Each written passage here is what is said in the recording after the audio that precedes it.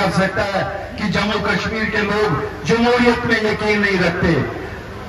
Prime minister صاحب، ہم نے آپ کو دکھایا ہم جمہوریت کے علم بردار ہیں، اور اگر ہم نکلے ہیں تو ہم اس لیے نکلے ہیں کہ اس جمہوریت نے ہمیں جو طاقت دی ہے ہم اسے وہ حاصل کرنا چاہتے ہیں. ہم اس کی بدولت اپنے لوگوں کا وہ عزت اور وقار بحال کرنا چاہتے ہیں جس کے وہ حقدار ہیں. آپ کو شاید 2 قدم زیادہ آگے آنا پڑے گا، کیوں ہم لوگوں کے دل بڑے زخمی ہو چکے ہیں.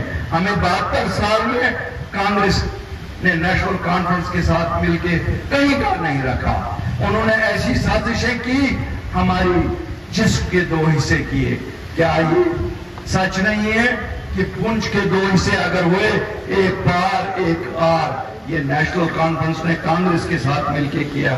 اوڑی کے 2 حصے کیے، اسی طرح آپ دیکھیں نوشہرہ کے 2 حصے کیے، ہمارے کرنا پیٹوار کے 2 حصے کیے.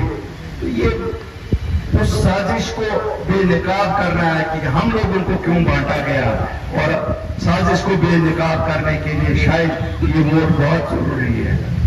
بڑے سارے لوگوں کا کہنا ہے کہ صاحب نارتھ پول اور ساؤتھ پول، میں کہتا ہوں جموں کشمیر کو ایک اسٹرانگ وزیر اعظم کی ضرورت ہے. ہمیں شاید اس ملک میں اتنا اسٹرانگ وزیر اعظم چاہیے جو ہمارے 72 سال کے گاؤں بھر دے. ہمارے گاؤں پہ کہہ رہے ہیں کہ اگر ہم رونے پہ آئے شاید روتے ہی رہیں گے، آنسوں سے ایک سیلاب بھر پائے گا. لیکن ہمیں یقین ہے کہ جو ہمارے ساتھ 72 سال زیادتیاں ہوئی ہیں، نریندر مودی جی اور امت شاہ شاید اس کا ازالہ ضرور کریں گے. ہمارے نوجوان انتظار کر رہے ہیں کہ ان کی پکڑ دکڑ کم بند ہو جائے گی.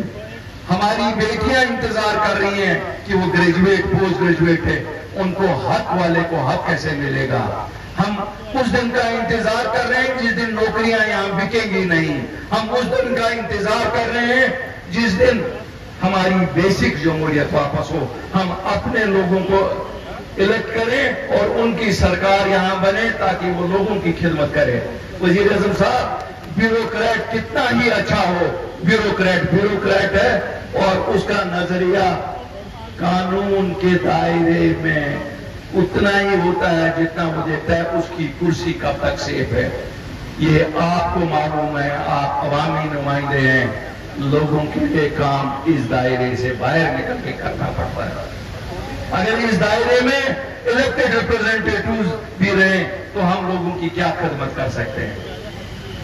مجھے معلوم ہے آپ کے دل دھڑک رہے ہیں ہمارے لوگوں کے لیے، لیکن میں بھی آپ کو بتاؤں کہ ہم بھی تیار ہیں. آپ نے دیکھا ہے 5 سال سے اگر جموں کشمیر کے لوگوں نے امن کا راستہ پکڑا ہے، انہیں یہ معلوم ہے امن سے ہمیں فائدہ ہے. شاید نئی دلی کو فائدہ نہیں ہے جتنا فائدہ جموں کشمیر کے واسی کو ہے، جموں کشمیر کے بچوں کو ہے، جموں کشمیر کی معیشت کو ہے.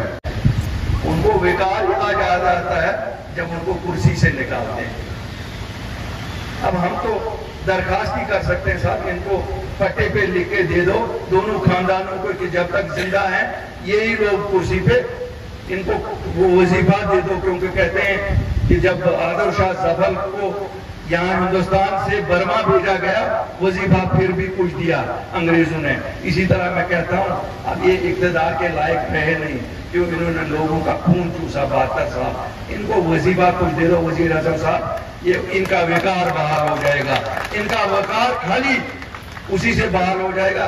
باقی جھنڈا تو یہ کوئی نہ کوئی لگائیں گے. ایک تو وہ تو کہتی کہ جھنڈا کوئی نہیں اٹھائے گا. مجھے لگتا ہے اس کی پوری عمر گزر جائے گی. جھنڈے اتنے ہیں کہ گنتی نہیں کر پائے گی. اتنے ملک کے جھنڈے ہر جگہ لہرائے ہیں اور لہرائیں گے. یہ ہمارا ملک ہے، ہم اس کے وفادار لوگ ہیں. اور کسی کو اگر شک ہے وہ ہم سے قربانی سیکھیں. ہم لوگ سینے پہ گولی لیتے ہیں جو باہر سے آتی ہے، ہمارے لوگ شہید ہو جاتے ہیں، ہمارے لوگ قربانی دیتے ہیں، چاہے وہ پنچ کا ہے، راجوری کا ہے، اوڑی کا ہے، نوشہرہ کا ہے، آرس پورہ کا ہے، کیرن کا ہے، گریز کا ہے. ہمیں کیا بتائے گا کوئی کہ قربانی کسے کہتے ہیں. مجھے کوئی بمبئی میں بیٹھ کے یہ نہیں کہہ سکتا ہے. مجھے بڑی خوشی ہے کہ شیو سینا ان کی مدد کر رہی ہے.